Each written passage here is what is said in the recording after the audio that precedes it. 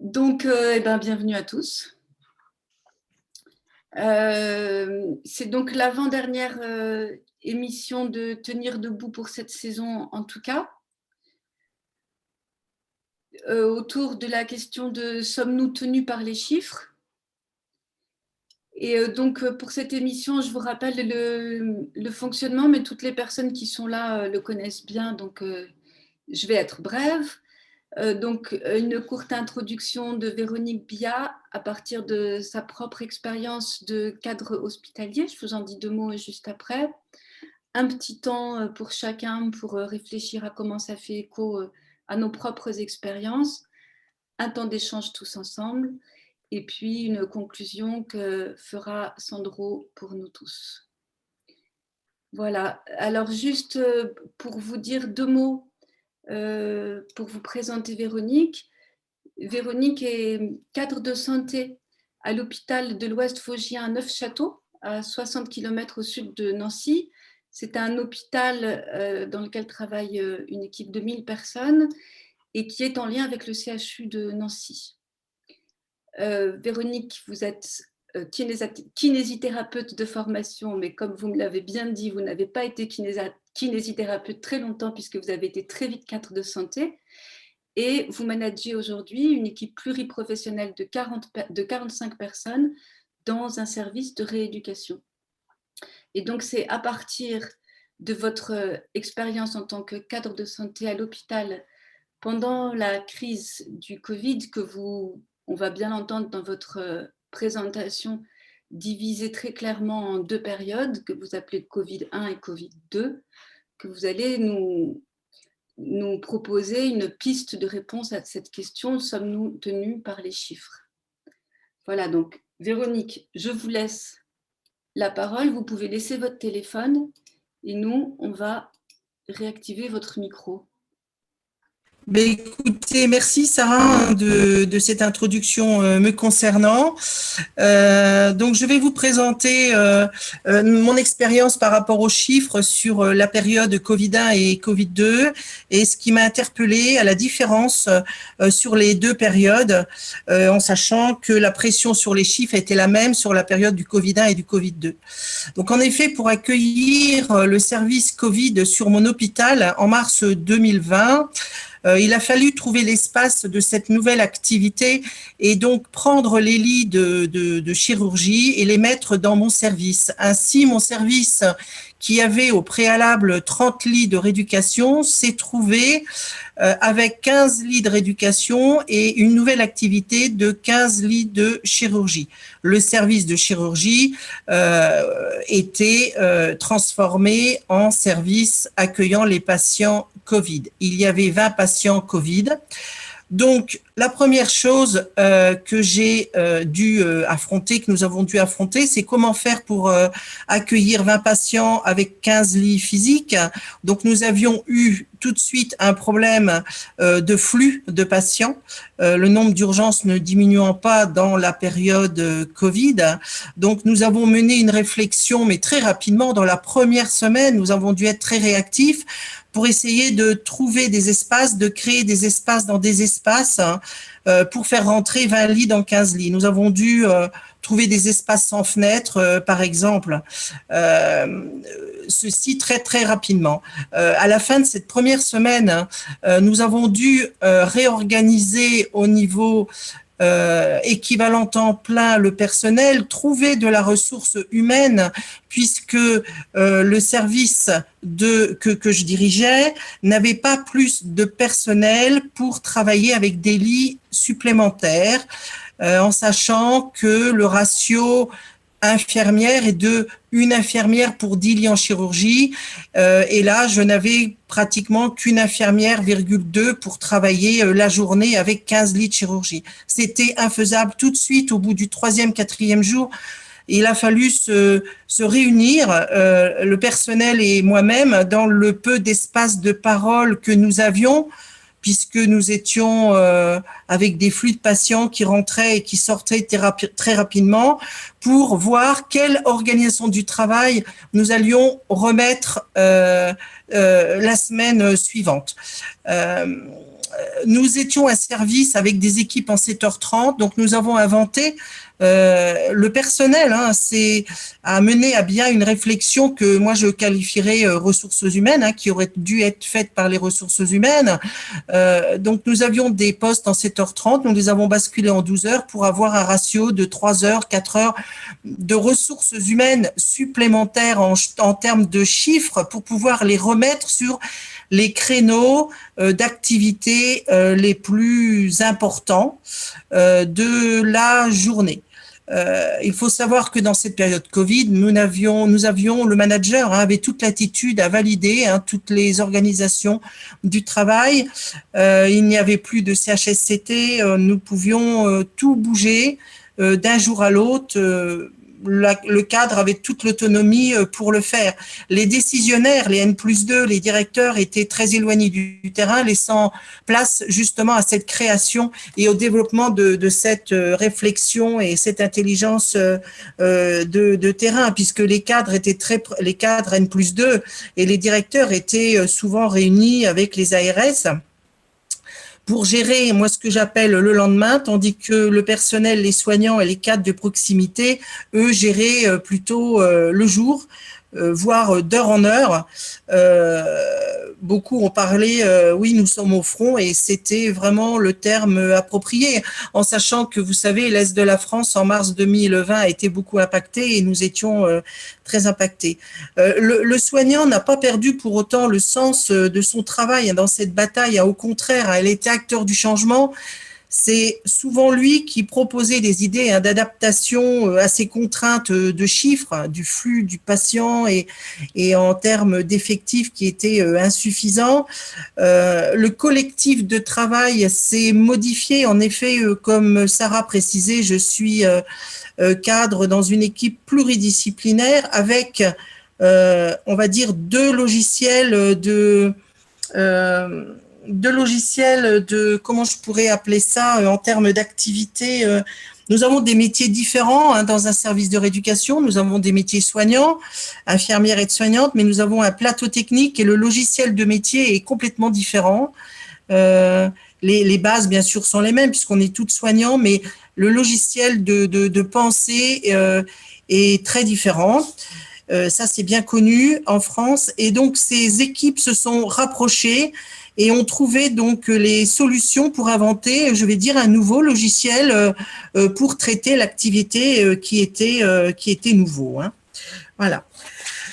Alors, ensuite, qu'est-ce que le diktat du chiffre nous a également été on va dire, imposé par le manque ou alors la limitation de matériel.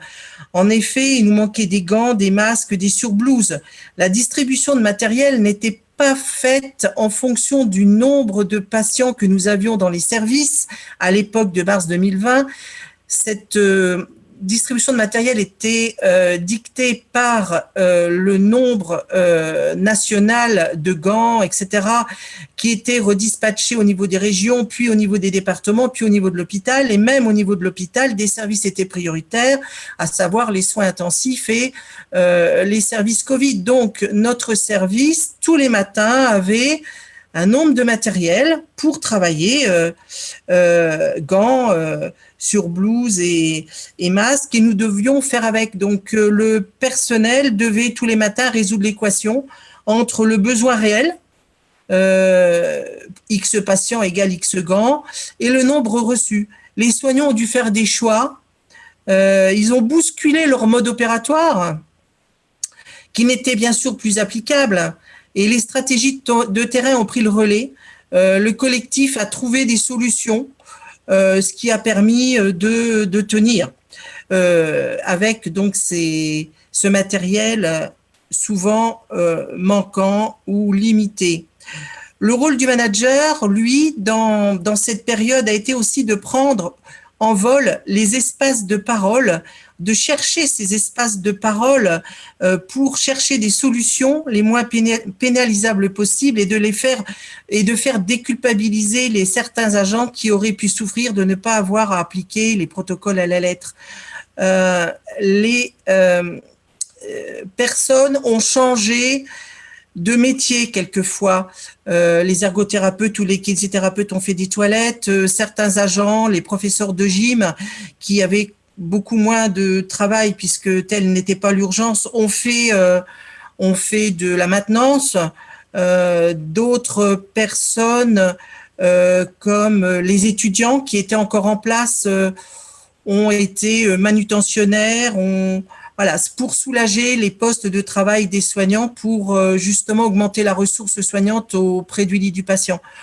Ce collectif donc qui existait déjà, mais c'est vraiment beaucoup renforcé et cette obligation de collaborer qui s'est fait tout naturellement a permis de faire connaître et de faire reconnaître certains types de métiers au sein du service et même au sein de l'institution. Il faut également savoir que les fiches de poste ont complètement été modifiées. 8 heures, le chiffre, 8 heures, tel acte était fait, 9 heures, tel acte était fait, 10 heures, la pause, etc. Tout ça, c'était fini. Tout ça, c'était du passé et une nouvelle fiche de poste s'est inscrite naturellement, mais cette fiche de poste n'était pas bien sûr écrite. C'est chaque soignant la construisait tous les matins en fonction de son activité. Et le rôle du cadre a été justement d'encourager et de valider tous ces changements. Alors, j'ai 2 remarques sur la période du Covid-1. C'est que le statut de la dysfonction a été complètement déplacé. En effet, les dysfonctions étaient devenues normatives. Il y avait beaucoup de dysfonctions. Manque de matériel, un malade qui revenait du bloc opératoire pas prévu, une urgence au milieu de la nuit. Voilà, tout ceci était des dysfonctions quelquefois administratives, quelquefois des protocoles qui n'étaient pas connus. Donc, il y avait beaucoup de dysfonctions. Le cadre avait donc bougé, et le normal, en fait, s'était déplacé. Le soignant était plus un acteur qu'un exécuteur, et les normes d'avant étaient modifiées au prétexte qu'il fallait tous avancer vers un objectif commun qui était de soigner dans une urgence sanitaire. Chaque dysfonction était en fait le lieu et l'occasion d'un débat d'idées sur l'activité et des moyens à mettre en œuvre pour tenir cette activité. En fait, ce n'était plus une dysfonction, c'était une activité qui devait être faite et qui était différente par rapport à l'activité d'auparavant. Ensuite, les marges de manœuvre se créaient d'elles-mêmes. Il n'y avait pas de limite. Les stratégies réflexives étaient sublimées. Les règles dans le travail ont été déplacées. Les horaires des repas, les pauses aléatoires, il n'y avait plus d'horaires, de chiffres horaires. Les postes pouvaient être de 12 heures, mais pouvaient être de 13 heures ou de 14 heures. En dernier lieu, sur cette période Covid-1, je voudrais rajouter que le périmètre d'adaptation de l'activité a été également élargi au périmètre hors hôpital. En effet, en ce qui s'agit du matériel, les usines locales nous ont fabriqué des masques ou même certaines usines qui fabriquaient des sacs poubelles ont changé leur activité pour nous créer des surblouses avec donc une forme pour mettre les 2 bras, 2 trous tout simplement. Donc ça a été bien hors de l'hôpital, ce changement de l'activité. Le flux aussi des patients, le nombre de patients qu'il fallait absorber, ce chiffre, les soignants de la ville nous ont aidés, ont pris plus tôt les patients, ce qui a renforcé la ville et l'hôpital. Une autre anecdote, c'est que les commerçants de l'extérieur de la ville ou les grosses usines de l'Est de la France nous ont aidés dans le fait, bien sûr, qu'ils ne pouvaient pas donc nous donner du personnel supplémentaire, mais ont contribué à augmenter la ressource humaine en nous donnant, par exemple, des repas pour gagner du temps sur la préparation des repas gratuitement, ou nous donner des bons d'essence qui permettaient également de gagner du temps. Certaines usines d'eau, puisque je suis dans l'Est de la France, il y a beaucoup d'usines d'eau, nous ont fabriqué des petites bouteilles à mettre dans la poche pour que les soignants gagnent du temps sur cette période-là. Toutes ces anecdotes ont permis donc de tenir. Alors, c'est vrai que l'objectif était clair en cette phase de Covid-1. La gestion était décentralisée. Le sens du travail était maintenu avec une satisfaction de chacun. Le collectif a été renforcé et nous avons fait plus avec le même nombre de patients. La contrainte des chiffres, en fait, n'a pas été une contrainte puisque le pouvoir décisionnaire était décentralisé au plus proche des soignants, de l'activité, et ce qui a, je pense, permis de diminuer l'épuisement physique et psychologique occasionné par les heures effectuées durant toute cette phase. Maintenant, je voudrais parler donc du Covid-2 qui était donc en novembre 2020. Les chiffres ont parlé aussi, nous ont parlé, mais leur résonance n'a pas appelé sur le terrain les mêmes effets et a même provoqué l'inverse. En effet, on avait toujours le diktat du chiffre, hein, mais celui-ci s'est déplacé non plus dans le service, où il a fallu faire avec, mais vers l'hôpital tout entier. En effet, tous les matins, il y avait une gestion des lits et nous devions prendre certains malades, quelquefois même certains malades dans la journée provenant d'autres services. Nous avions une gestion des lits qui n'était plus dans le service propre, mais décentralisée sur les 400 lits de l'établissement.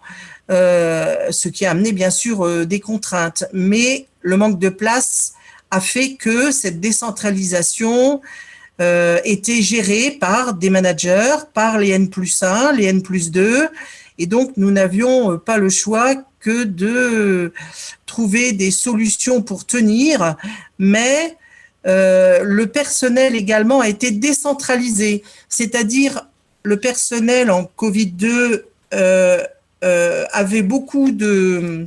Enfin, cette période de Covid-2 a amené quelques clusters dans les services avec le variant anglais. Plusieurs personnels ont également été malades par épuisement après l'été. La ressource était moindre et au lieu de trouver des organisations service par service, la gouvernance était singulière puisqu'elle a été relayée par les cadres supérieurs et la direction des ressources humaines qui ont fait un management. Nous sommes à environ 400 personnes. Ce management était sur les 400 personnes, c'est-à-dire tous les matins, nous avions le nombre de lits et nous avions quelqu'un qui nous disait « Est-ce que vous pouvez nous donner 3 heures d'aide-soignante, 2 heures d'infirmière, 1 heure d'agent hospitalier pour nettoyer une chambre à fond ?» En fait, ce management qui a été décentralisé, repris donc par les directions, ont amené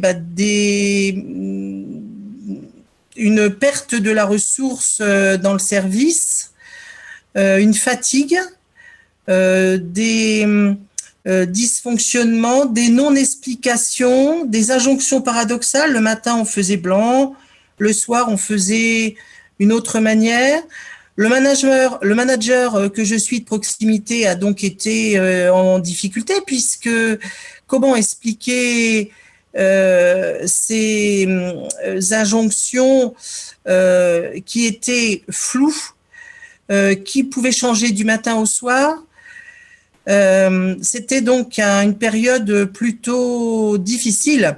Le manager de proximité a donc été dessaisi de toutes les propositions et devait agir que sur exécution, ce qui a amené aussi une perte de sens dans le personnel. Ainsi, en conclusion, la pression du chiffre était bien présente dans les deux cas, mais la gouvernance avait changé. Les strates décisionnelles du Covid-2 étaient prégnantes et ont amené une moindre efficacité sur le terrain. L'objectif qui était connu en Covid-1 était beaucoup plus flou en Covid-2. Il y avait beaucoup d'injonctions paradoxales, il y a eu une perte de sens. La compétence, par exemple, des personnels qui devaient du jour au lendemain aller aider dans les autres services n'a pas été prise en compte dans le sens qu'on ne peut pas en 1 heure changer de métier, être en cardiologie ne s'invente pas dans la nuit. Donc, on a eu beaucoup d'arrêts maladie, surtout l'hôpital, et une diminution de la ressource. Et ce fut un cercle vicieux et ça a été plutôt une expérience plus difficile, le Covid-2. Et la dernière chose aussi, c'est en fait ce que j'ai observé en tant que manager, ce qui m'avait alerté. Donc au mois de mars, j'avais mis un mail à mes managers supérieurs en disant « Je ne comprends pas, le Covid-2, nous avons les moyens, nous avons l'expérience, donc ça devrait mieux se passer. Et en fait, ça se passe moins bien. Il y a un flou, il y a une perte des ressources. J'avais aussi l'impression qu'il y avait moins de réflexion, qu'il y avait un brouillard cérébral. J'appelais ça un brouillard cérébral. On n'arrivait plus à mettre en œuvre sur le terrain ce qu'on nous disait.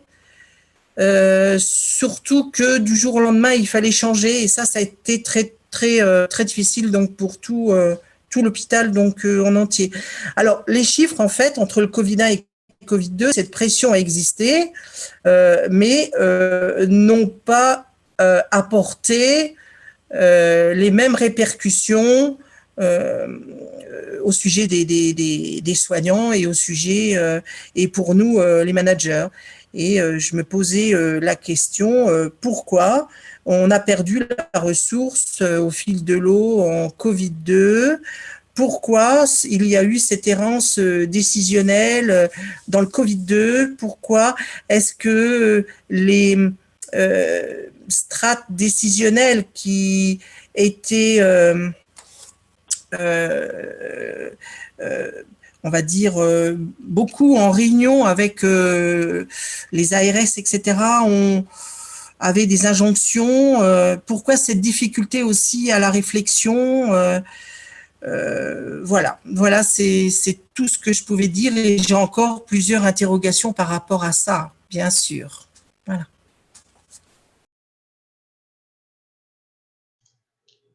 Moi, je veux bien demander, avant qu'on aille plus avant, à Véronique, quelle trace ça laisse, cette question-là, pas simplement donc à Véronique, mais dans son équipe.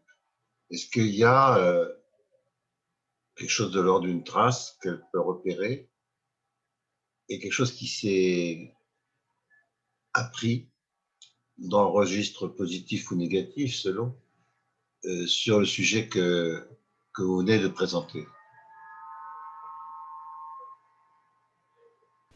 Alors, les choses positives, certains soignants de mon service se sont prouvés à eux-mêmes qu'ils arrivaient à travailler sur un autre secteur que la rééducation, à savoir la chirurgie. C'est un autre métier, il y a des modes opératoires différents et ils ont acquis des compétences d'aimer ce nouveau métier, dans ce challenge et de changer de service. Certains sont partis vers les urgences, d'autres sont partis en service de réanimation, ce qui est relativement, on va dire, rare de passer d'un service. Ça a augmenté la compétence des agents qui pouvaient changer de métier et ne perdre 20 ans ou 30 ans dans un même service. Donc ça a été un effet très positif puisque c'est une valorisation des compétences des agents. Et voilà, les agents ont fait une carrière différente avec ce Covid.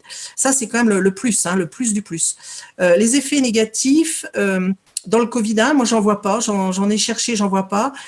Cet épuisement, je ne pense pas l'été les a ressourcés, en tout cas en ce qui nous concerne dans le service. Par contre, les effets négatifs du Covid-2, oui, j'en vois. Il y a eu une séparation entre le monde soignant et le monde administratif. Dès les premiers moments du Covid-2, en octobre, beaucoup d'administratifs, de personnes logistiques se sont mis en télétravail et les soignants de mon service ont dit non, c'est pas possible, on va refaire une autre vague et là on va être seul. et puis on va bien être seul et avec plus de contraintes encore puisque on devait également enfin, M. Macron nous avait dit de pas diminuer l'activité de l'hôpital pour ne pas laisser des malades à côté. Donc, on avait encore une double activité. Et il y a une séparation. Moi, j'ai senti cette séparation entre les soignants et les administratifs. Et ça, c'est inquiétant parce que dans un hôpital, le monde administratif et soignant est déjà divisé parce que, on va pas dire divisé, mais déjà, c'est un monde différent et des bureaux fermés, les soignants, voilà, c'est deux mondes. Et là, ça a augmenté cette division. Et ça, je l'ai dit, c'est dommage. Voilà. Bon, moi, je veux bien dire un mot, histoire d'amorcer aussi l'échange. D'abord, je suis désolé qu'on soit si peu nombreux, ou alors les gens ont su qu'on allait être piraté, mais c'est dommage parce qu'il y a un contenu qui est très, très, très riche. Et je voudrais remercier Véronique de la façon dont elle l'a présenté, parce que c'était fait d'une manière très vivante aussi. Et on voyait bien comment elle était engagée dans cette affaire. Ouais, j'allais dire que la chose immédiate qui me vient vraiment, je reviendrai peut-être plus tard, c'est un point sur lequel on est très, très attentif dans nos affaires. C'est le fait qu'une donnée n'est pas une information. Donc le chiffre est une donnée.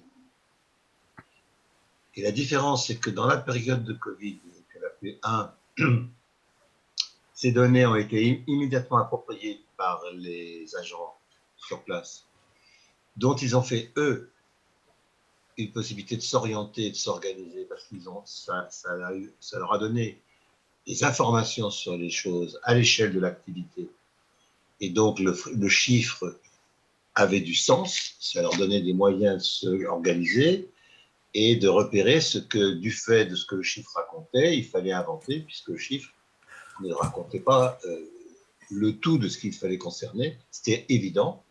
Donc, la valeur d'information du chiffre était donnée par la limite que le chiffre indiquait du fait d'un périmètre réel que dans l'activité, il savait parfaitement percevoir.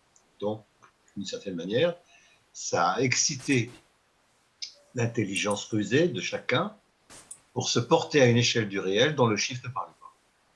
Mais ils n'y étaient pas empêchés parce que c'est eux qui avaient le rapport suffisant à ce chiffre. Il n'y avait personne qui venait les contester sur le fait que ce chiffre aurait eu une autre valeur. Elle l'a très bien dit, la direction se tenait ailleurs, tout occupée d'ailleurs probablement par des rapports avec l'ARS où ils avaient d'autres chiffres à gérer. Donc il y avait une espèce de monde qui coexistait dans une espèce d'entente de fait avec des régulations entre les deux complètement informelles. On sollicitait les usines, la médecine de ville, enfin quelque chose qui, je pense, rétrospectivement, si ça arrive à être un jour décrit, est d'une incroyable ingéniosité et donc inventivité. Il fait que l'effort qui a été consenti, très fort, il valait la peine, pour le redire comme on a le faire. Il n'y avait pas de pénibilité, il y avait de la fatigue. Ce n'était pas pénible parce que ça valait grosse peine et grosse valeur. Et quand la Covid-2 est revenue, là on sent très bien, et peut-être y aurait-il à y revenir avec des précisions qui peut-être nous manquent à la marge, on sent très bien qu'il y a, alors que ça pourrait être sur le papier la même chose, c'est fin on arrête de jouer, la partie est terminée. Et on a donc une direction qui se ressaisit du terrain, c'est-à-dire avec les mêmes chiffres au sens de ce qu'il pouvait raconter, mais pris, elle, la direction dans son réel à elle, qui l'a amené à prendre des décisions qui n'avaient plus aucun rapport, qui n'ont jamais eu d'ailleurs de rapport, avec le réel des opérationnels, des agents, mais qui, eux, n'avaient plus la maîtrise de l'usage du chiffre. Autrement dit, le chiffre devenait une information pour la direction, mais n'avait plus la valeur d'information pour les agents. Et donc, le management, comme celui de Véronique, était dessaisi de cette relation que le chiffre permet d'avoir quand il a une valeur d'information. Il n'était plus qu'une donnée qui n'avait plus aucun sens. Et là, ça a mis la direction, je dirais, dans le fossé, quoi. Ça, je trouve que c'est très important parce que ça, alors, la même fatigue, entre guillemets, en fait, probablement plus importante parce qu'entre-temps, les récupérations n'avaient probablement pas dû être suffisantes. Mais par contre, imaginons, la même peine ne valait pas le coup. Et donc, à ce moment-là, ça devient très pénible. Ça ne vaut plus cette peine. Et donc, les gens se rendent compte. Je trouve que là, on a, si je ne me trompe pas dans la compréhension que je développe là, de ce que j'ai entendu, presque une espèce de leçon de choses, presque un cas d'école, pour en faire, en le remontant, une espèce d'étude de cas qui pourrait vraiment servir sur tous les tréteaux où on va les uns et les autres quand on aborde ces questions-là. Je trouve ça très, très, très parlant sous cet angle. Je prendrais bien l'initiative de demander à Thibaut ce qu'il pense de tout ça, parce qu'à mon avis, c'est un peu facile de ma part, mais je ne peux pas ne pas imaginer que ça résonne au plus près de ce que tu vis. Ah, écoute, ben oui, mais moi, c'est assez étonnant. C'est même, ça fait plaisir en même temps d'entendre que ce qu'on a fait, ça a servi autant, quoi. C'est même émouvant, quoi, quasiment, parce que, enfin, moi, ce que j'en ai fait, j'ai pas fait grand-chose. J'ai, euh, j'ai à un moment donné été sollicité par le. Alors, je suis dans un lycée, puis il y a des cantines. Je suis à l'intendance. Et puis, je suis élu à la mairie, donc nouvellement, mais au premier Covid, on est à peine élu au premier tour, qu'on n'a même pas de conseils municipaux. Mais enfin, il y a quand même une équipe qui est en place, et il y a le président de l'hôpital qui envoie un message pour dire on a besoin dans les lycées-collèges de Charlotte, de Gand, tout ce qu'il faut. Donc, moi, je prends mon téléphone, j'appelle tous les collègues de tous les collèges et lycées qui sont dans mon périmètre, et puis je demande de faire remonter rapidement tout ça à l'hôpital de Lens. J'appelle le cuisinier, il met tout en stock, on garde quand même un tout petit peu de gants au cas où il fallait reprendre, qu'on ne soit pas pris de court. Donc on déstocke 80% de ce qu'on a. Enfin voilà, on fait vraiment tout ça un effort. Et puis à un moment donné, quelqu'un dit, oublie pas de demander à l'approviseur, et puis il remonte que l'approviseur attend l'autorisation du rectorat pour envoyer des gants. Et c'est pas la seule en fait, c'est nos administrations, là, c'est cette question entre l'administration et le terrain, enfin, entre les soignants et l'administration. C'est délirant, hein, c'est un truc, parce que moi, je suis dans l'administration, mais j'ai eu le sentiment de filer un coup de main quand même.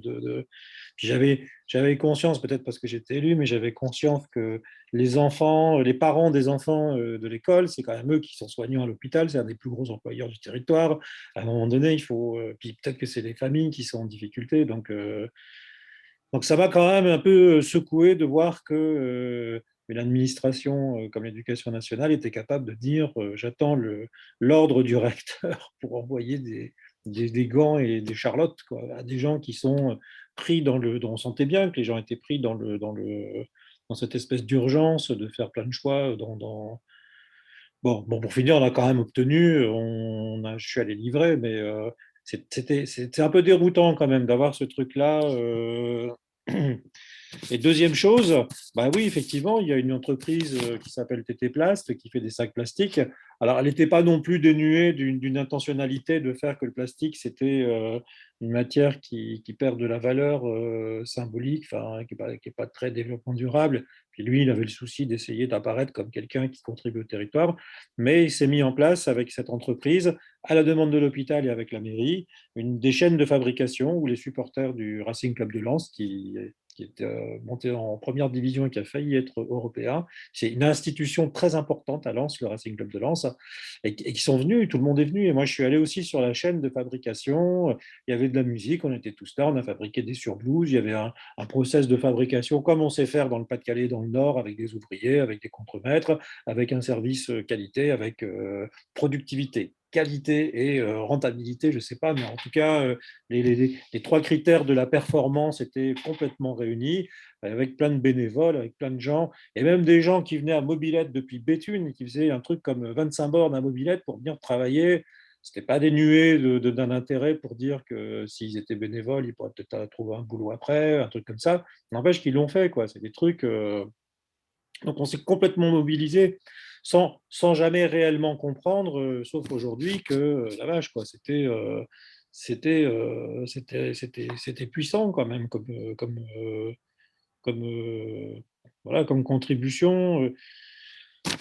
Ce qui m'a inspiré, c'est le statut de la dysfonction change. J'entends quand même qu'il s'est passé un truc assez extraordinaire. On a quand même vécu, moi je vois, je me dis demain l'école, des télétravail, demain la mairie, les cadres ne veulent plus venir constamment sur le lieu. Il y a toute cette question de télétravail qui a été moins vraie à l'hôpital, mais je n'ai pas l'impression, nous, qu'on ait vécu, enfin moi j'étais toujours présent, donc j'ai remboursé plein de voyages pour que les familles ne se retrouvent pas sans argent. Parce que la cantine, ça ne coûte pas cher, mais acheter à Auchan la même nourriture qu'à la cantine, ça coûte beaucoup plus cher pour des familles très modestes. Donc, tous les gens qui avaient des retours d'argent à faire, moi, je suis comptable dans une agence comptable, donc on a fait beaucoup de remboursements. Donc, on a pris des décisions comme ça qui étaient...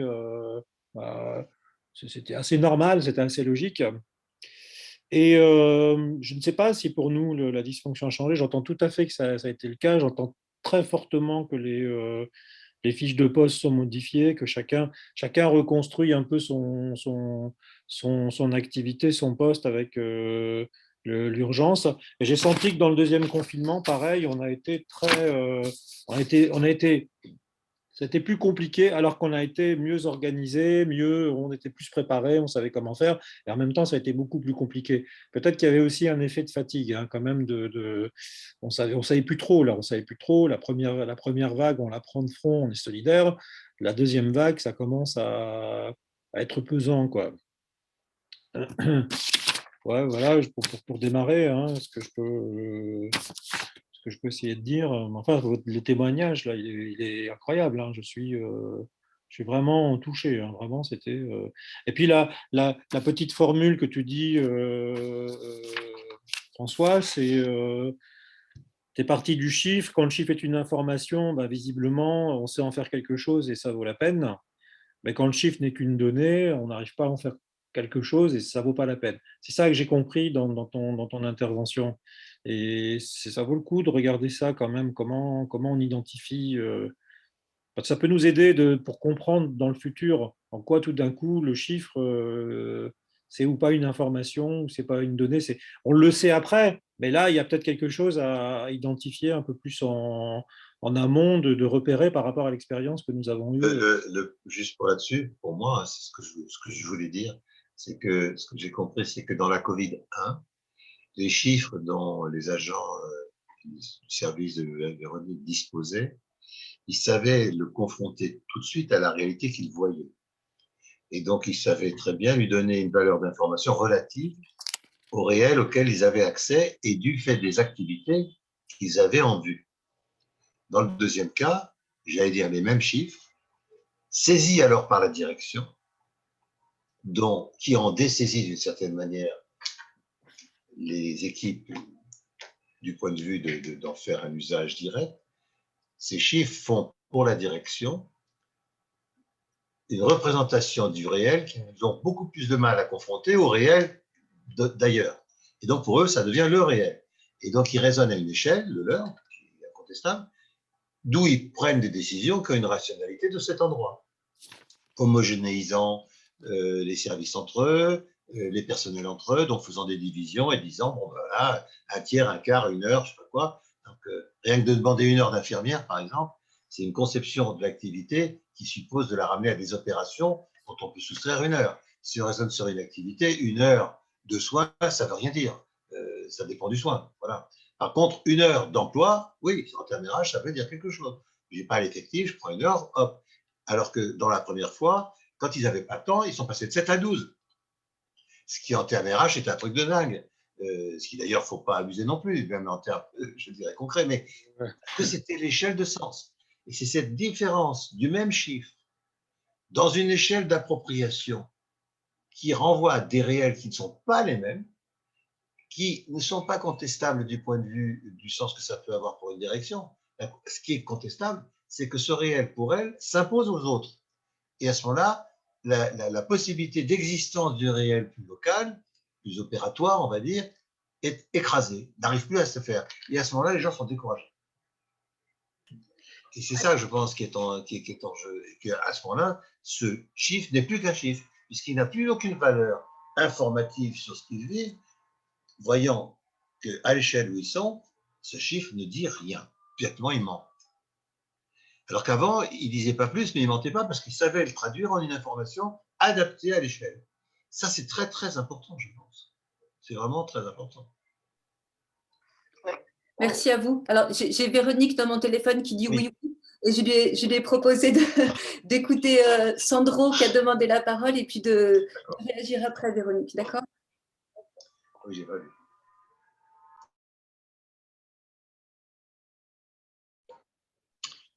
Oui, en fait, c'est effectivement pour revenir un peu au sujet en fait de l'émission autour de la question du chiffre. Parce que moi, ce que j'ai entendu du témoignage de Véronique, c'est aussi que pendant la première période de Covid, il y a eu aussi une suspension. C'est-à-dire qu'il y avait toute une série de données un peu nouvelles liées un peu à l'épidémie, et du coup à toute une épidémiologie qui s'est mise en place, mais aussi très orientée grand public. Mais en tout cas, que le système de reporting, de normatif à l'intérieur même de l'hôpital, donc les chiffres en usage habituel dans l'organisation, ont été plutôt mis en suspens. C'est ça que j'ai entendu. Et donc, pour moi, la question, en fait, c'est effectivement comment cette mise en suspens du chiffre habituel et le remplacement par un autre outillage de chiffres qui était plutôt l'outillage épidémiologique, mais sur une autre échelle, en fait. On avait effectivement le nombre de patients, enfin voilà, avec, il me semble qu'il y a eu un déplacement, en fait, d'échelle dans les chiffres, comme ça. Du coup, ça a renforcé aussi, ça a créé aussi cette invisibilité du travail que ça a demandé la prise en charge de cette première crise, en fait. Et donc, tout ce que nous raconte Véronique, c'est aussi des choses qui ont été très masquées, en fait, par les chiffres auxquels nous avons eu accès un peu tous, comme ça. Mais du coup, ça n'a pas laissé voir, en fait, que derrière ce voile, en fait, il y avait toute une émergence aussi d'activités très, très ingénieuses, très originales, très nouvelles, aussi beaucoup plus autonomes que d'habitude, donc avec aussi une transformation propre de ce travail. Et ça, en fait, ça m'a conduit comme ça aussi à une question des formes de reconnaissance, parce que je pense qu'il y a eu une forme de reconnaissance plutôt sous la forme d'une gratitude à travers des gestes un peu symboliques, comme le fait d'applaudir les soignants à 20h le soir, ou des messages aussi des politiques, le président, ou des ministres comme ça qui font des messages, mais plutôt dans le registre de la gratitude, d'une reconnaissance de gratitude, mais finalement assez éloigné d'une forme de reconnaissance plus fine du travail réel. Voilà, et donc on a eu un peu accès à quelque chose effectivement de très macro, de très externe, comme ça, avec une forme de reconnaissance aussi très, très symbolique, mais un peu abstraite.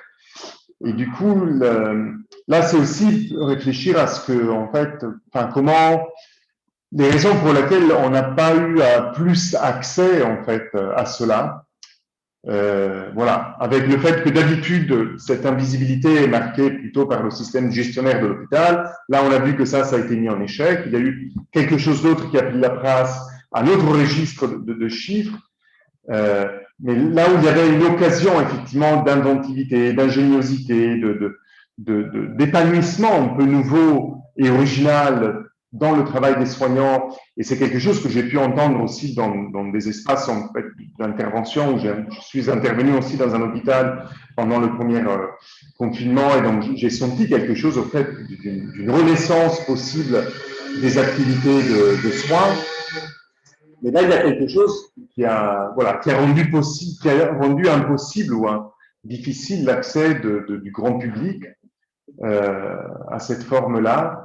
Et voilà, je ne sais pas, c'était pas très organisé, mais c'était en fait pour pointer aussi ce déplacement du système de chiffres et un peu un effet écran par rapport à des activités. Et là où il y avait l'occasion aussi de retrouver une forme de reconnaissance d'une forme renouvelée de travail chez les soignants qui ont vécu de fait quelque chose de nouveau. Donc, il y avait peut-être aussi potentiellement la possibilité aussi d'une forme de reconnaissance renouvelée. Et bien finalement, pas trop en fait. Voilà, bon, je pose là comme ça. Merci Sandro. Et la réflexion du projet de Véronique, enfin, la manière dont Véronique expose cette situation est tout à fait passionnante. Elle m'interroge sur deux points. Le premier, c'est qu'est-ce qu'on apprend de l'expérience? C'est-à-dire que j'ai l'impression que cette première période de Covid, il s'est vécu des choses, il s'est construit des choses et qu'on n'en a rien appris ou que, enfin, je ne sais pas, enfin, il y a quelque chose d'une impossibilité à faire une sorte de continuité entre l'action qu'on a mise en place à un moment donné et le présent. C'est-à-dire, qu'est-ce qu'on apprend de l'expérience là? Il me semble qu'on n'apprend pas beaucoup, pas grand-chose pour retourner toujours dans le principe du chiffre comme donnée et non pas comme information. Et le deuxième point qui, moi, m'est apparu très fortement, c'est la question de la mobilisation collective par rapport au sens du travail. C'est-à-dire que j'ai l'impression que dans ce que décrit Véronique sur le premier Covid, on va dire Covid-1, là, brusquement, il y a eu effectivement la conscience d'un sens de l'activité qui s'est étiolé et perdu, enfin voilà, quelque chose qui s'est perdu par son côté la deuxième fois, quoi. La répétition, me semble-t-il, faisait que il n'y a plus eu de sens. Et ça, je suis étonnée, enfin, je suis étonnée de voir à quel point finalement, il n'y a pas rebond d'une première fois sur une deuxième. Il y a coupure, il y a discontinuité et pas rebond pour trouver autre chose. Ça me sidère un peu. Et peut-être le troisième point que j'avais posé à Véronique, je dis, est-ce qu'aujourd'hui, finalement, l'ingéniosité dont fait preuve les soignants dans ce premier Covid, cette espèce de mobilisation un peu tout à fait incroyable, est-ce qu'elle n'existe pas, mais habituellement quand même, mais qu'on ne la voit pas, qu'on n'a pas la possibilité d'y accéder. Or là, on accède au travail réel des professionnels, alors qu'habituellement, on n'y accède pas. On ne sait pas comment les personnels se mobilisent pour faire face. Alors, on va dire ça, le Covid a eu un effet loupe, me semble-t-il, mais est-ce que ça n'existe pas quand même habituellement, sauf qu'on ne le voit pas? Enfin, je me suis posé cette question en vous écoutant, Véronique. Je propose qu'on laisse Véronique peut-être répondre déjà à ces plusieurs réactions.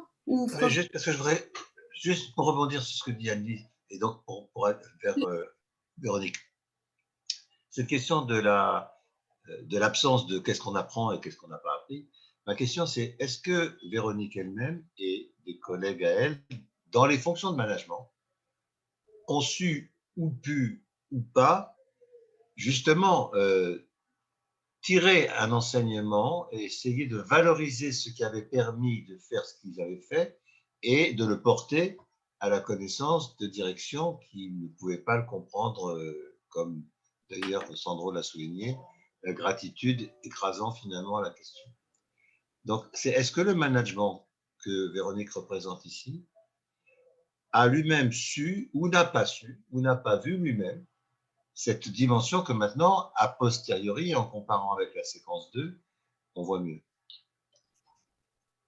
J'ai pu faire remonter cette information mais je ne suis pas sûre qu'elle a été intégrée.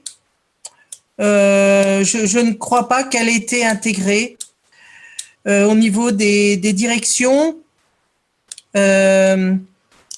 Alors, qu'est-ce qui me fait dire ça? En fait, on nous a pratiquement dit, les managers, que c'était le travail des agents. Le travail avait été un travail normal, que le dépassement s'est fait, mais qu'on l'aurait fait sur d'autres activités, et donc que c'était quelque chose de plutôt normal. En fait, non, il n'y a pas eu ce retour que j'aurais pu attendre de ce dépassement. Peut-être à ma cadre supérieure, avec qui j'ai plus de rapport et elle a plus une affinité RH à comprendre un petit peu le management de proximité, mais sur les autres directions, non, pas trop. Vous m'entendez toujours? Très bien. Oui, voilà. Oui, oui. Je pense, oui, sur une direction, mais pas sur toutes. Non. En tout cas, ils peuvent le dire parce qu'on a des notes d'information avec les remerciements, mais en tout cas, ce n'était pas les attentes, ni de moi, enfin, de moi en tant que manager, pas moi en tant que personnel, ni, on n'attendait pas ça, on entendait plus, ni le personnel, voilà. Vous comprenez ce que je veux dire? Oui, oui, je crois qu'on comprend très bien. Ouais.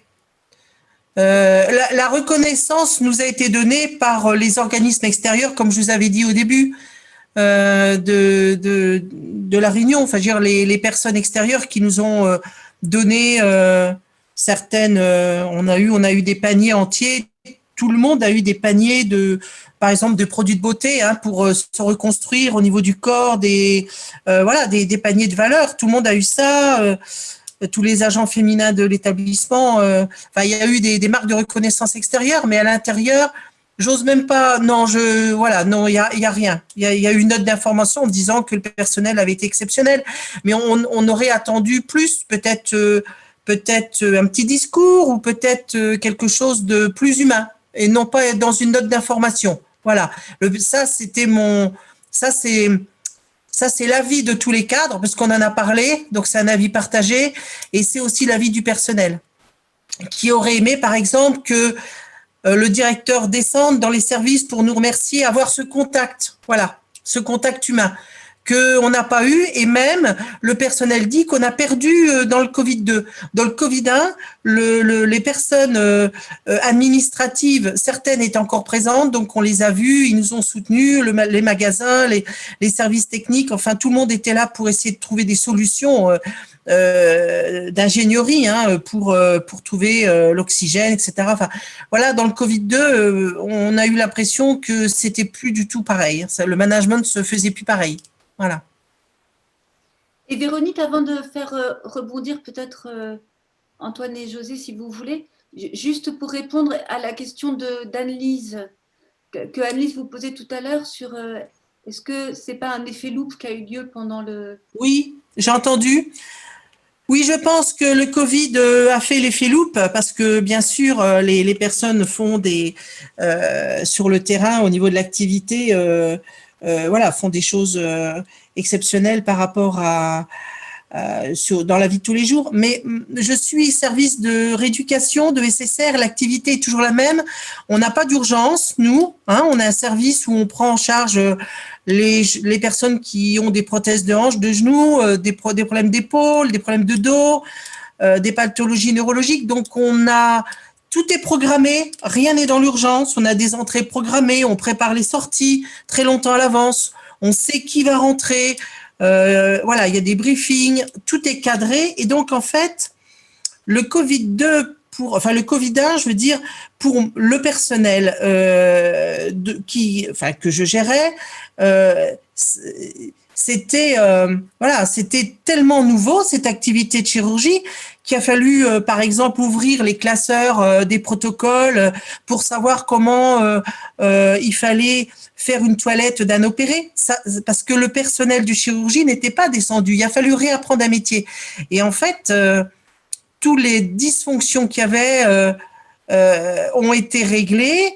Mais ces dysfonctions, on les a pas forcément dans un service de SSR, parce que tout est réglé. Il y en a beaucoup moins. Là, ça a vraiment effet loupe parce que l'activité était différente, était novatrice, différente. Donc, je l'ai vu, voilà, beaucoup plus. Ok. Ce que je voudrais rajouter deux choses par rapport à l'intervention de la personne de Lens. En fait, dans le Covid-2, il y a eu des flous. Et je pense aussi parce que nous avions des recommandations professionnelles. Dans le Covid-1, nous n'avions pas de recommandations professionnelles. Dans le Covid-2, tous les organismes professionnels, infirmiers, de rééducation, les préfectures, les ARS nous ont envoyé directement ce qu'on appelle des recommandations. Que faire pour les visites, que faire pour un Covid à isoler. Donc nous avions beaucoup de recommandations et ces recommandations étaient traitées par une cellule Covid qui se réunissait donc toutes les semaines et donc après nous devions donc l'appliquer sur le terrain. Mais quelquefois les recommandations étaient contradictoires. Alors je vais vous expliquer un exemple. J'avais 15 lits de secteur de chirurgie, les personnes avaient le droit de sortir de la chambre, il n'y avait pas de restriction, ils pouvaient par exemple aller dehors pour aller fumer, puisque la recommandation nationale chirurgie était ça. Et du côté de la rééducation, nous avions des recommandations de nos services de rééducation, de nos maîtres, qui disaient que les malades devaient être isolés dans les chambres, ne devaient pas avoir de visite et devaient avoir une activité minimum pour ne pas les mettre en danger. Donc, sur le terrain, c'était quand même très difficile déjà à appliquer et très difficile à expliquer au personnel comment se fait-il qu'à 2 mètres de là, la personne avait le droit d'aller fumer et était libre dans le couloir et que de l'autre côté, les malades devaient être isolés dans les chambres et la rééducation en chambre, puisque dans un premier temps, les recommandations au niveau des plateaux techniques étaient de les avoir fermés, puisqu'il n'y avait pas la distanciation physique. Ça, c'était dans les premiers temps du Covid-2. Donc, c'est vrai qu'il y avait beaucoup, beaucoup de flou. Et la deuxième chose, je voudrais réagir par rapport à Sandro, par rapport aux heures. Les postes en 7h30 ont été transformés en postes de 12 heures. Et ce qui m'avait beaucoup étonné, c'est que je suis un des seuls services où le personnel est en 7h30, parce que au niveau social, ils ont toujours été dans les postes de 7h30. Ils n'ont jamais voulu faire des 12 heures. Donc, ce service-là est resté en 7h30. Et là, c'est eux qui ont proposé le 12 heures en disant le 12 heures va nous permettre d'avoir 3 heures ou 4 heures d'infirmières en plus et on les mettra, ces heures en plus, sur les créneaux où il y a le plus d'activité, c'est-à-dire entre 11 heures et 3 heures de l'après-midi quand le bloc opératoire sort ses patients. Voilà comment je voulais rebondir sur Sandro. Merci beaucoup, Véronique. Voilà. Je voudrais proposer à José et Antoine qui n'ont pas réagi de le faire s'ils le souhaitaient.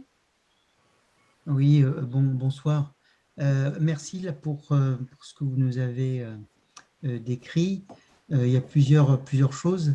En fait, sans revenir sur ces éléments-là, la question que je me suis posée, parce que quelque part, vous en avez parlé sans forcément la nommer, et comme je suis un peu dans ces questions en ce moment, c'est comment finalement cette adaptation, cette solidarité finalement qui s'est construite dans l'action, elle a été aussi source pour prévenir peut-être des usures professionnelles, prévenir des accidents ou réduire en tout cas certains accidents ou certains effets de la crise, et notamment l'observation que vous pouvez faire entre le Covid-1 et le Covid-2. Parce qu'effectivement, la question de la prévention de la santé semble être quelque chose d'important en général.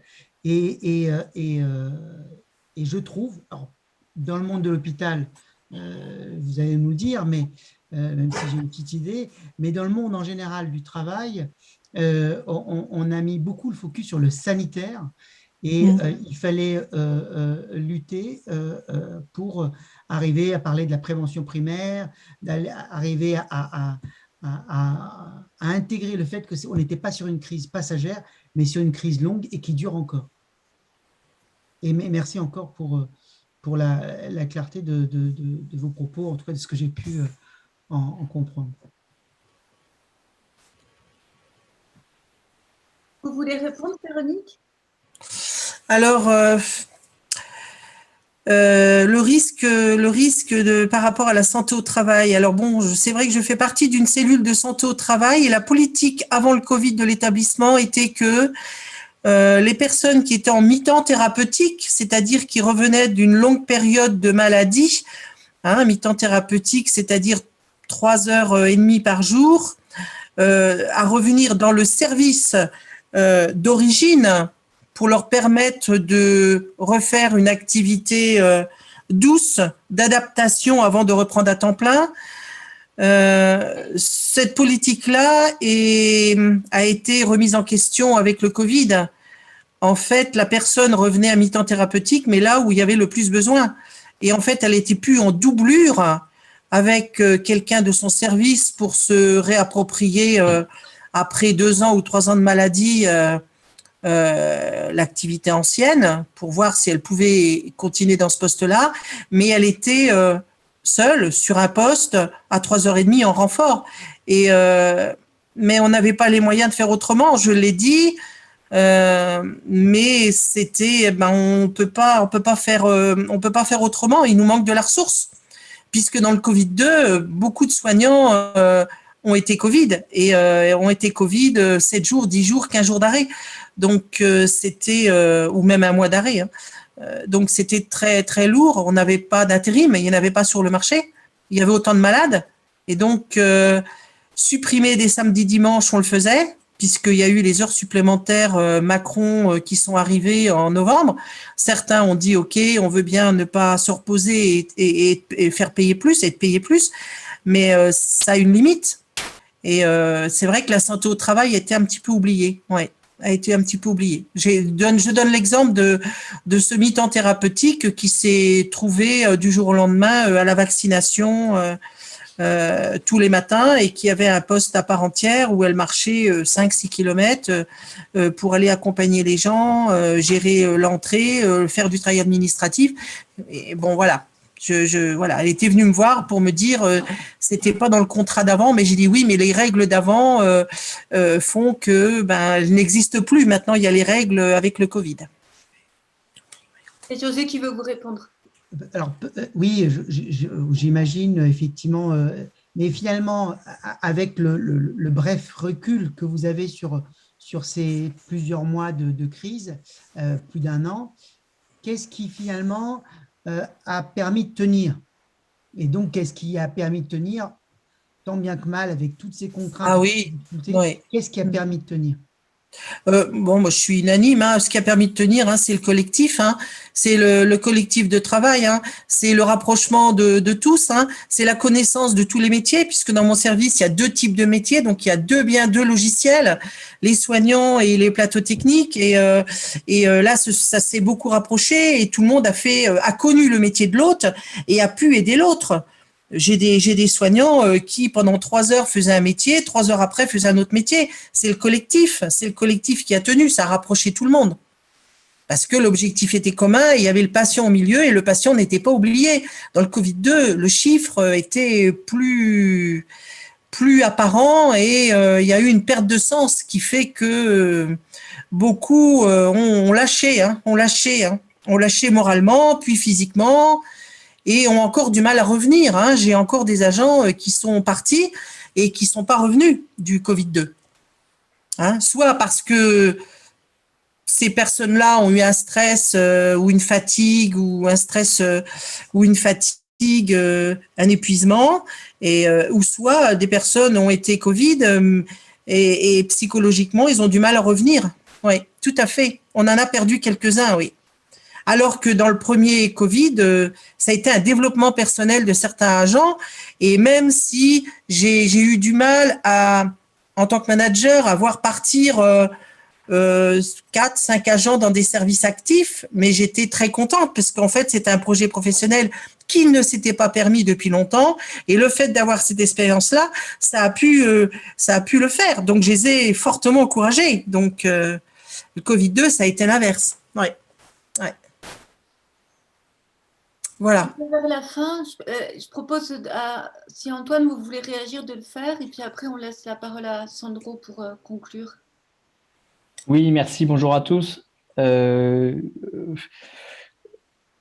trouve le témoignage de Véronique très enthousiasmant par rapport au sujet. Sommes-nous tenus par les chiffres, puisque sur une activité qu'on n'a pas vu venir, qu'est l'épisode du Covid-1, on peut voir à quel point les équipes, quasiment en autonomie, ont pu réaliser une activité qui n'aurait sans doute pas tenu si elle avait été prévue. Et dans un monde de normes dans lequel on vit, où on nous apprend à l'école qu'on ne peut évaluer ce que l'on mesure, ou le contraire, c'est très encourageant. Et peut-être qu'une des questions, des apprentissages qu'on peut en tirer, c'est que ce qu'on ne prévoit pas, finalement, ça peut très bien être réalisé de manière bien meilleure que ce que l'on prévoit. On travaille en ce moment, nous, sur notre organisation, je ne vais pas parler de nous, sur une règle, moins il y a de règles, plus il y a d'humanité. Alors, je ne sais pas si ça va avec le Covid-2, cette règle à contrario, et l'expérience que nous racontait Véronique, mais je voulais vous la faire partager pour savoir si elle résonne chez vous. Et puis, il y a la question de la santé au travail. Et là, je vais vous parler de moi et je vais m'arrêter là parce que c'est pas mais c'est aussi pour alimenter le débat. Donc, nous, la solidarité professionnelle dans nos organisations en Covid-1, elle a été spontanée. Même si on n'est pas dans le même secteur d'activité, on a eu une espèce d'alignement de tous pour une cause commune qui a fait que moi, j'ai jamais vu ça en 20 ans de métier. Enfin bref, c'était assez émouvant, comme le disait Thibaut. Et puis, l'épisode Covid-2, la hiérarchie nous est tombée dessus avec des protocoles et des chiffres à réaliser. Et finalement, en bons travailleurs, nous avons réalisé les demandes. Et puis, je transmets les chiffres du quadrimestre à ma direction en leur disant, et je terminerai là-dessus, on fait plus 30% sur nos activités cette année, mais j'ai une équipe qui est fatiguée. Et donc, ça pose un vrai problème de chiffres pour, là aussi, qu'on travaille en ce moment dans nos organisations, c'est quel indicateur je mets en place, moi, travailleur, pour me piloter moi-même, quel chiffre est intéressant ou quel repère je dois avoir pour, et ça revient au thème de la fatigue, pour poser une limite. Et je trouve que c'est un chiffre, enfin, c'est un élément très structurant pour le manager d'avoir cette espèce de question pour revenir au thème. Finalement, dans quelle limite je me mets, sachant que je mets sans doute entre parenthèses l'épisode Covid-1 où plus on travaillait, plus on était satisfait, ce qui est assez étonnant. Mais finalement, dans une activité normale, je trouve intéressant la question du pilotage. Quel indicateur je mets pour me piloter moi-même, en dehors de toute notion de chiffres macro qui nous gouvernent dans nos organisations. Voilà, je termine là-dessus. Merci. Et juste, vous pouvez dire un mot juste de votre domaine d'activité pour qu'on ait une image. Alors, je suis dans une CCI, moi, dans une chambre de commerce et d'industrie. Je travaille avec une dizaine de collègues sur l'accompagnement des entrepreneurs et des jeunes créateurs d'entreprises. Hein. Il y a 500 000 créations d'entreprises par an. Donc, on les forme, on les informe, on les forme et on les conseille sur leur lancement. Donc, c'est essentiellement un travail de préparation. Et évidemment, je suis en Bretagne, hein, quand vous avez une quarantaine de créations de restaurants en préparation qui se retrouvent le bec dans l'eau au mois de mars 2020, ça fait tout drôle. Et donc, c'est dans cet esprit-là que le réseau consulaire, qui est quand même un réseau territorial assez indépendant. C'est tout à fait harmonisé pour aider tous les commerçants, les artisans, enfin bref, tout ce que vous avez entendu sur le monde économique pour leur permettre de tenir le coup ou tenir debout pour faire le lien avec l'émission. Et donc voilà, c'est ça mon secteur d'activité. Merci. Merci beaucoup pour la présentation. Je propose qu'on laisse la parole à Sandro pour terminer cette séance. Oui, merci Sarah. Vous m'entendez bien, ça va? Oui. Ok, très bien. Donc merci beaucoup Véronique pour ton intervention et ton récit en fait, et surtout dans cette forme comme ça vraiment de mise en récit avec ce contraste entre les deux périodes, les deux phases. Comme ça, pour essayer de tirer un fil un peu de ce qu'on s'est dit déjà à partir du topo de Véronique, ce que j'ai entendu, et puis de ce qu'on a discuté ensemble. Je pense que c'est intéressant effectivement de resituer la question de la place du chiffre dans le rapport au monde. De ne pas être pour ou contre comme ça, mais d'essayer d'avoir une pensée de la place du chiffre dans le rapport au monde pour voir à quels endroits il peut être utile, à quels endroits aussi il peut être piégeant. Parce que déjà, c'est intéressant de voir que, y compris dans l'exposé de Véronique, le chiffre, il est à la fois dans le langage de métier, et c'est très intéressant de voir comment il y a différentes façons de mobiliser du chiffre, y compris dans cette dimension quantitative, en fait, et qui donne différents abords. En fait, il y a des effets de volume, par exemple. Il y a des chiffres qui expriment des volumes en nombre de lits. Il y a des chiffres qui expriment plutôt des flux. Il y a plutôt quelque chose d'une dynamique. Il y a plusieurs fois, Véronique, vous êtes revenu aussi sur cette logique des flux, hein, avec une augmentation, une diminution. Parfois, le chiffre est utilisé plutôt en termes de ratio. Et donc, ça donne à voir aussi des rapports entre différentes dimensions, comme ça. Donc, c'est intéressant, en fait, de voir comment le chiffre lui-même, en fait, avec ses différents usages, cherche, en fait, à attraper différentes dimensions de la réalité et que le langage de métier lui-même assume aussi cette dimension-là. Maintenant, on voit bien comment aussi le chiffre, il peut être aussi contraignant. Il y a comme ça plusieurs oppositions que j'ai repérées à travers l'usage du chiffre. Par exemple, le rapport entre le mesurable et l'incommensurable. Et donc, effectivement, il y a des choses qu'on peut mesurer. Et je reviens à la question du nombre de lits disponibles, d'un flux de patients à la journée, d'un ratio de temps infirmier par nombre de lits. Donc, tout ça, voilà, c'est des dimensions du mesurable. Et en même temps, plusieurs fois, Véronique nous a ouvert aussi sur des dimensions qui sont par nature incommensurables, comme par exemple quand elle dit qu'il y a eu peu d'espace de parole. Alors là, on sent bien qu'en fait, ça serait difficile de chercher à mesurer quelle est la bonne quantité d'espace de parole. Donc là, c'est un autre registre, en fait, qui a besoin de trouver d'autres façons de dimensionner.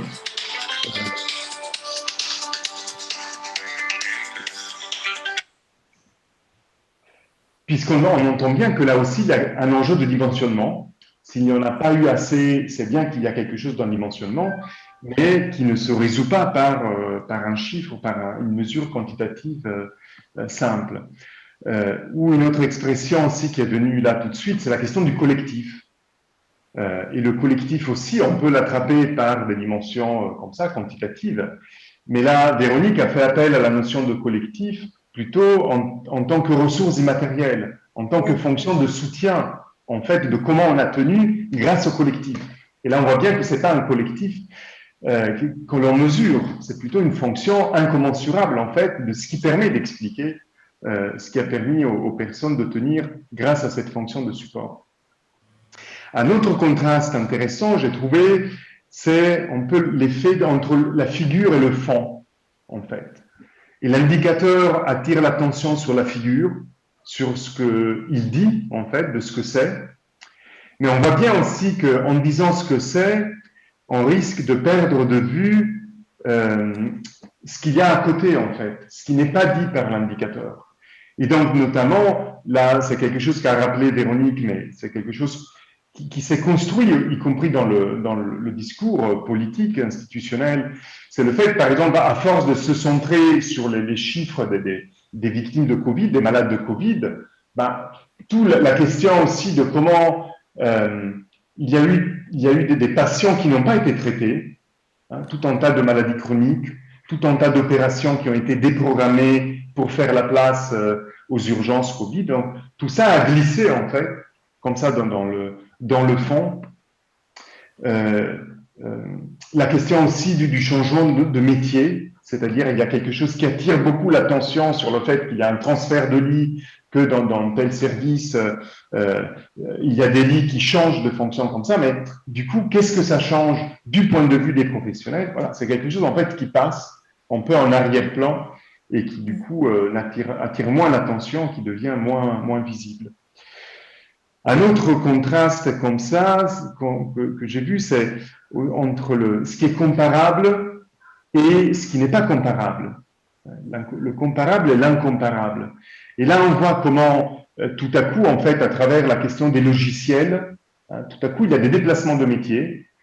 On rentre dans un logiciel des chiffres, mais qui habituellement sont rentrés dans le logiciel de l'autre métier. Donc, finalement, on fait comme si, à travers le chiffre, tout était comparable par le chiffre, en oubliant que derrière le chiffre, en fait, que le chiffre, il est construit par rapport aussi à un référentiel qui fait que il y a aussi des chiffres qui deviennent incomparables, en fait, qui sont incomparables parce qu'ils font référence à un référentiel différent. Et donc, ça peut créer aussi des ambiguïtés. Voilà, un autre contraste, c'était aussi la question du périmètre. Par exemple, c'est intéressant de voir comment, entre le premier Covid et le deuxième Covid, il y a un changement d'échelle, en fait, où on passe de l'échelle du service à l'échelle de l'hôpital.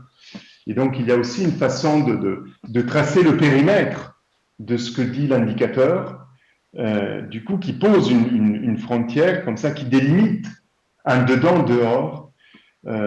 Nous, dans notre jargon, on pourrait dire entre un périmètre de performance comme ça, qu'on cherche à piloter, et des effets d'externalité qui se trouvent à l'extérieur, comme ça. Et donc, par exemple, dans le changement d'échelle, hein, quand on passe d'indicateurs, de chiffres qui disent quelque chose à l'échelle du service, à quelque chose qui cherche à parler à l'échelle de l'hôpital, du coup, il y a un déplacement du référentiel qui change, en fait, voilà, cet effet de dedans-dehors. Voilà. Après, voilà. Peut-être aussi quelque chose qui est venu un peu sur la fin, c'est aussi dans le rapport à la norme. C'est-à-dire que derrière la question du chiffre, oui. Il y a aussi un enjeu d'un rapport à la norme, en fait. Oui, et puis après, c'est après la nuit c'est à droite. Bah, il avait dit la nuit, t'as bien pris ton téléphone pour faire toutes les photos, hein? Ah, c'est bon, ok. Et que donc là aussi, on a les deux figures de la norme. D'un côté, ces dimensions comme ça qui appartiennent au langage de métier, à quelque chose qui est appropriable et donc qui participe à des dispositifs qu'on peut appeler de normativité, mais d'une normativité vivante en fait, où les personnes ont la main sur le dispositif avec une possibilité aussi de faire évoluer les choses, de faire évoluer la norme, de faire évoluer aussi l'usage qu'on fait des chiffres, des indicateurs. Mais il y a aussi une autre figure du rapport à la norme qui est plutôt une forme comme ça de dispositif de normation, de dispositif plutôt d'injonction, de contrainte, de standardisation, où la norme est plutôt imposée. Voilà. Donc à chaque fois, il y a comme ça des figures différentes. Là, la réflexion sur un peu ce double statut du collectif, ça m'a fait penser aussi à quelque chose qui était un peu dans le discours aussi de Véronique, la distinction entre moyens et ressources. C'est quelque chose qui était un peu confus, et je pense que ça vaut la peine en fait, du coup, notamment dans cette discussion sur les apprentissages, sur les retours d'expérience, de qu'est-ce qu'on retient en fait. qu'il y a une distinction entre qu'est-ce qu'on retient du point de vue des moyens et donc de ce que l'on peut compter, et qu'est-ce qui relève aussi du besoin d'un apprentissage et d'un retour d'expérience, mais sur les dimensions de l'incommensurable, et donc sur les dimensions du fond, sur les dimensions qui échappent à cette tentative comme ça, de contrôle, de maîtrise par l'indicateur et par le chiffre. Et donc, c'est ce qui appartient plutôt à la ressource, au registre de la ressource. Et je trouve que, comme ça, il y a un risque, en fait, d'ambiguïté. Parfois, on utilise, surtout dans les organisations, on utilise le mot ressources pour dire l'effectif, par exemple. Il y avait plus de ressources, moins de ressources, en termes d'effectifs, de combien de bonhommes, ou combien d'infirmières, combien d'aides-soignantes, comme ça. Et je pense que c'est important, du coup, de lever cette ambiguïté dans le langage courant, parce que derrière la question du langage courant, c'est aussi une question de doctrine managériale. Et je pense que cette confusion qui est dans le langage aussi managérial empêche, du coup, de faire la différence des choses, aussi la nature des choses. Et il me semble qu'il y a aussi un enjeu, du coup, en fait, dans ce processus de retour d'expérience, d'apprentissage. Bon, voilà. Et donc, cette notion de collectif, du coup, c'est très intéressant comme ce double statut. Le collectif, on peut l'attraper du point de vue des moyens, à travers des ratios, à travers des effectifs, à travers des volumes. On peut le dénombrer, un collectif comme moyen, mais on a aussi le collectif comme ressource, l'effectif comme fonction de soutien vis-à-vis de chacun. Et là, du coup, l'effectif, ce n'est plus quelque chose qu'on peut dénombrer, mais c'est quelque chose d'une unité qualitative. Voilà. Et donc, voilà, il y a cette ambiguïté, en fait, qui peut rendre les choses un peu difficiles. Deux derniers points, en fait. La réflexion, en fait, c'était aussi sur la manière dont la suspension du chiffre a permis aussi d'accéder au travail réel, de redonner une place au travail réel. Du coup, je trouve que ça pose la question aussi d'une découverte, en fait, enfin, de la place aussi du travail réel dans le pilotage et du travail réel comme porteur de l'exceptionnel, de l'extraordinaire, autrement dit peut-être aussi du singulier. Parce que là, effectivement, il y a quelque chose où on a pu comme ça redonner une place au travail réel. Cette place aussi, le statut du dysfonctionnement, de ce que disait Véronique. Tout à coup, il y a un changement de statut de ce qui dysfonctionne, de l'aléa, de l'incident, de l'écart. Et tout à coup, ça devient occasion de travail réel qui est reconnu, qui est accordé comme ça, mais dans un cadre lui-même considéré comme exceptionnel. Et donc, on voit comment le moment où on revient dans la deuxième phase, on revient à quelque chose, entre guillemets, de plus normal du point de vue du système de pilotage et managérial. Du coup, on perd aussi ce caractère comme ça où dans le travail réel, l'exceptionnel, c'est tout le temps, en fait.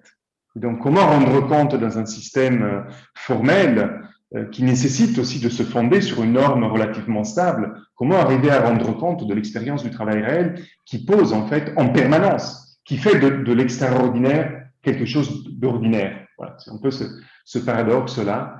Et donc, comment on pense aussi le pilotage dans cette tension. Je pense que c'est aussi une question qui émerge voilà, dans cette question de la phase 2. Et ça m'amène à un dernier point, aussi qui croise en fait cette question des apprentissages que posait Anne-Lise, mais parce que là on a beaucoup parlé de la question du chiffre du point de vue des professionnels sur le terrain entre guillemets des soignants. Je poserai la question aussi de qu'est-ce que ça raconte tout ça du point de vue du travail de direction et au sens très large des agents de direction de l'hôpital, mais aussi plus haut des institutions, de l'ARS, des ministères, mais du travail de pilotage, du travail de direction, qu'est-ce que ça raconte avec effectivement cette prégnance des outils chiffrés qui sont débordés dans un premier temps avec comme conséquence une suspension, ce qui redonne aussi une latitude de l'autonomie, voilà. mais avec aussi un retour en fait en force, avec une exigence à un moment de reprendre la main aussi, du point de vue du travail de direction, et ça on peut l'entendre aussi, quelque chose qui a besoin de reprendre la main, et donc avec un retour en fait du système ancien. Et là, je me pose effectivement la question du coup de qu'est-ce qui s'est joué du point de vue de l'expérience du travail réel dans les fonctions de direction. Alors là, c'est un peu des conjonctures, comme ça, des constructions. Aussi pour penser quels sont les effets, alors sûrement pas sur le court terme, et là, ce qu'on constate, c'est plutôt un retour assez rapide, en fait, de l'ancien système, mais d'arriver à penser aussi quels effets ça peut laisser sur le moyen terme, sur le long terme, et notamment cette expérience de la faille. Hein, et ça serait intéressant, du coup, c'est aussi un questionnement de comment soutenir ce processus de retour d'expérience du point de vue de la fonction de direction et donc du travail de pilotage. Voilà, comment aussi le soutenir, quels espaces ouvrir, quels espaces existent déjà pour spécifiquement tirer des apprentissages de ce côté-là. Parce qu'il me semble que là, il y a quand même eu une expérience d'une faille, hein, notamment pendant cette période du premier confinement, de la première période du Covid-1, de la phase Covid-1 dans ce que nomme Véronique.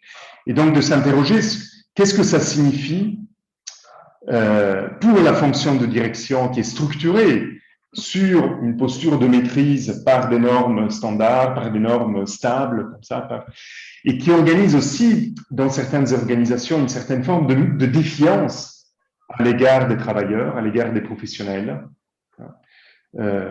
Qu'est-ce que ça signifie de faire cette expérience où, à un moment donné, on est obligé, et donc on est embarqué, en fait, dans la nécessité de redonner la main, d'être confronté à un travail plus autonome des équipes et qui se révèle efficace et qui se révèle performant.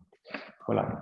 Là, il y a une comme ça, je conjecture, mais l'idée que ça doit quand même faire aussi une expérience d'une faille, hein, de la confrontation à une faille, du point de vue des acteurs du pilotage qui font usage de ce système-là. Et ça serait intéressant, du coup, d'arriver à tirer aussi ce fil, en fait, de ce que cette expérience a signifié pour eux, évidemment sans aller trop vite. Et donc, peut-être que c'est pas sur les 6 mois qu'on peut attendre des transformations et ça serait même irraisonnable, en fait. Donc, c'est plutôt raisonnable qu'il y ait quelque chose de plus habituel qui reprend la main. Voilà, c'est plus normal, c'est plus souhaitable aussi, parce que pour les personnes et pour les systèmes. Mais du coup, la question qu'on peut se poser, c'est aussi comment et quoi mettre en place, comment arriver à trouver aussi un espace pour essayer de construire aussi un retour d'expérience avec les acteurs du pilotage, avec les fonctions de direction, sur ce que ça leur fait, ce que ça leur a fait, cette expérience de la faille, et qu'est-ce qu'ils en retirent aussi, eux, qu'est-ce qu'ils peuvent en retirer aussi comme enseignement du point de vue de leur propre travail réel, c'est-à-dire de l'exercice d'une responsabilité de pilotage d'une organisation complexe, avec beaucoup de professionnels, avec beaucoup de tensions, avec plein de choses comme ça. Voilà, comment arriver aussi à tirer le fil de l'expérience de cette faille du point de vue du travail de direction. Voilà, quelques fils à tirer. Merci Véronique. Merci beaucoup Sandro, merci. Merci Véronique. Merci beaucoup d'avoir persisté malgré les difficultés avérées de communication ce soir. Merci. Et puis merci à vous d'avoir été là et de vos retours et de vos questions et de vos remarques, toujours aussi pertinentes et enrichissantes.